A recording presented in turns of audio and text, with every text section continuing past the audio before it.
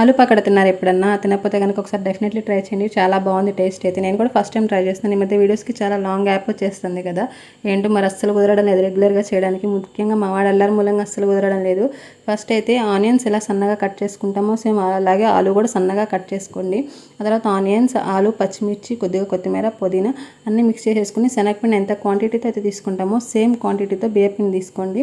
ఆ తర్వాత ఒకసారి మొత్తం మిక్స్ చేసుకొని ఇంట్లో ఉప్పు, కారం, కొద్దిగా సోడా ఉప్పు, అలాగే లైట్గా గరం మసాలా వేసుకొని బాగా వాటర్ ఎక్కువగా పోయకుండా జస్ట్ చల్లుకుంటూ కలుపుకోండి. అప్పుడు పిండి అనేది థిక్ కన్సిస్టెన్సీలో ఉంటుంది, మనకి పకోడీకి పర్ఫెక్ట్గా సెట్ అవుతుంది.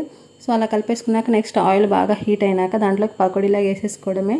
మొత్తం కాలినాక ఒకసారి తీసేసి పక్కన పెట్టుకోవడమే. టేస్ట్ అయితే చాలా బాగుంది. నేను చాలా బాగుంది కాబట్టి ఎక్కువ తినేసేసాను. గ్యాస్ ప్రాబ్లం ఉన్న వాళ్ళకైనా సరే కొంచెం లైట్గా బియ్యపిండి వేసుకుంటాం కాబట్టి ప్రాబ్లం ఉండదు. అలాగే don't forget to subscribe, like చేయండి, షేర్ చేయండి, కామెంట్ కూడా చేయండి. Bye bye.